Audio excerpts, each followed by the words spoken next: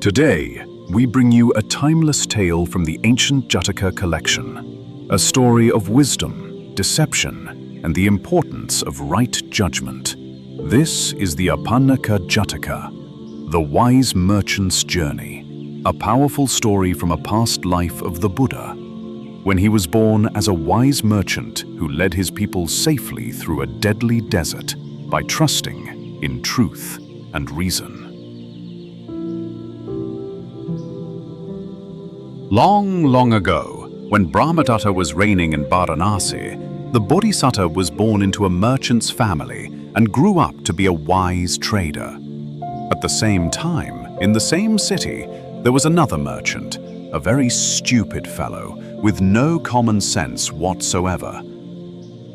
One day it so happened that the two merchants each loaded 500 carts with costly wares of Varanasi and prepared to leave in the same direction at exactly the same time.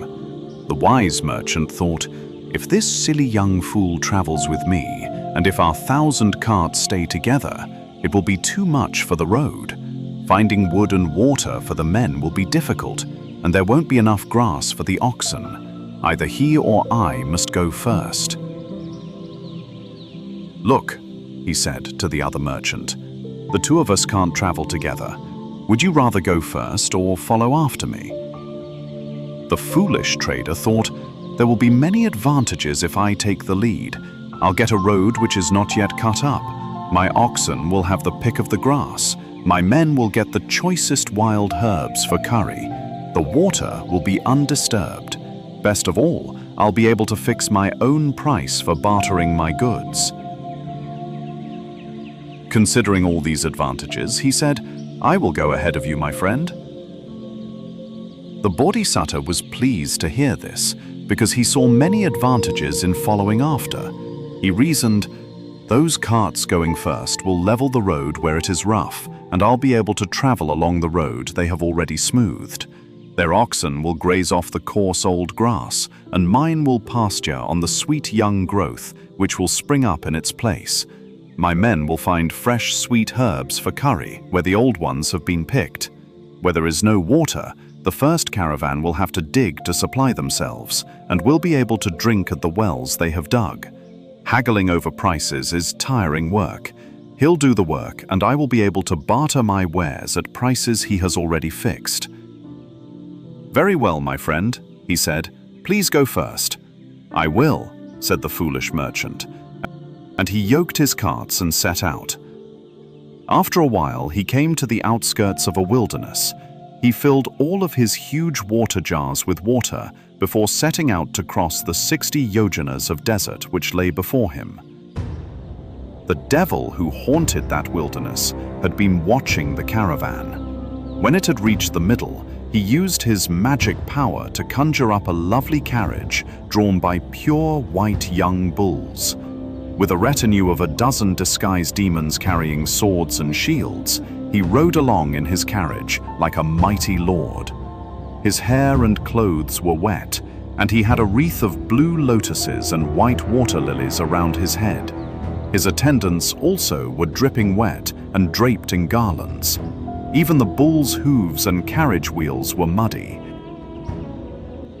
As the wind was blowing from the front, the merchant was riding at the head of his caravan to escape the dust.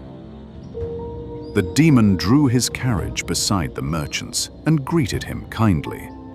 The merchant returned the greeting and moved his own carriage to one side to allow the carts to pass while he and the demon chatted. We are on our way from Varanasi, sir, explained the merchant.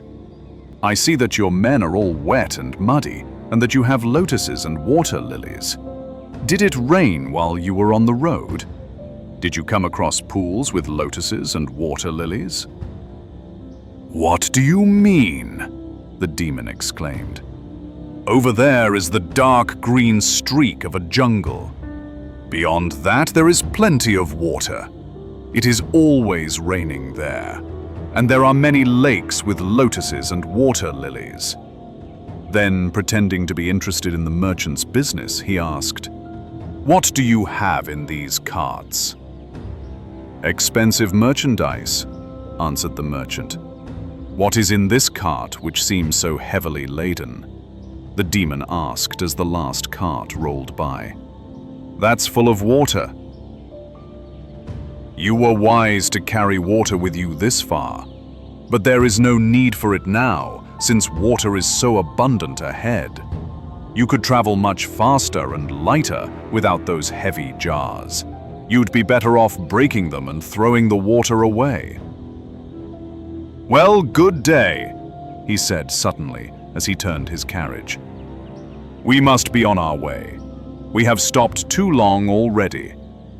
He rode away quickly with his men. As soon as they were out of sight, he turned and made his way back to his own city. The merchant was so foolish that he followed the demon's advice. He broke all the jars without saving even a single cupful of water, and ordered the men to drive on quickly. Of course, they did not find any water, and they were soon exhausted from thirst. At sunset, they drew their carts into a circle and tethered the oxen to the wheels, but there was no water for the weary animals. Without water, the men could not cook any rice either. They sank to the ground and fell asleep. As soon as night came, the demons attacked, killing every single man and beast. The fiends devoured the flesh, leaving only the bones, and departed. Skeletons were strewn in every direction, but the 500 carts stood with their loads untouched. Thus, the heedless young merchant was the sole cause of the destruction of the entire caravan. Allowing 6 weeks to pass after the foolish trader had left, the Bodhisattva set out with his 500 carts. When he reached the edge of the wilderness, he filled his water jars. Then he assembled his men and announced, "Let not so much as a handful of water be used without my permission. Furthermore, there are poisonous plants in this wilderness. Do not eat any leaf, flower, or fruit which you have never eaten before, without showing it to me first." When they had reached the middle of the wilderness, the demon appeared on the path just as before. The merchant noticed his red eyes and fearless manner and suspected something strange. "I know there is no water in this desert," he said to himself. "Furthermore, this stranger casts no shadow. He must be a demon. He probably tricked the foolish merchant, but he doesn't realize how clever I am." "Get out of here!" he shouted at the demon. "We are men of business. We do not throw away our water before we see where more is to come from." Without saying any more, the demon rode away. As soon as the demons had left, the merchant's men approached their leader and said, "Sir, those men were wearing lotuses and water lilies on their heads. Their clothes and hair were wringing wet. They told us that up ahead there is a thick forest where it is always raining. Let us throw away our water so that we can proceed quicker with lightened carts." The merchant ordered a halt and summoned all his men. "Has any man among you ever heard before today," he asked, "that there was a lake or a pool in this wilderness?" "No, sir," they answered. "It's known as the waterless desert. We have just been told by some strangers that it is raining in the forest just ahead. How far does a rain wind carry?" "A yojana, sir." "Has any man here seen the top of even a single storm cloud?" "No, sir." "How far off can you see a flash of lightning?" 4 or 5 yojanas, sir." "Has any man here seen a flash of lightning?" "No, sir." "How far off can a man hear a peal of thunder?" 2 or 3 yojanas, sir." "Has any man here heard a peal of thunder?" "No, sir." "Those were not men, but demons," the wise merchant told his men. "They are hoping that we will throw away our water. Then, when we are weak and faint, they will return to devour us."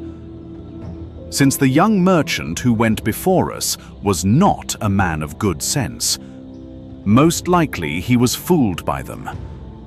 We may expect to find his carts standing just as they were first loaded. We will probably see them today. Press on with all possible speed, without throwing away a drop of water. Just as the merchant had predicted, his caravan soon came upon the 500 carts, with the skeletons of men and oxen strewn in every direction. He ordered his men to arrange his carts in a fortified circle to take care of the oxen and to prepare an early supper for themselves.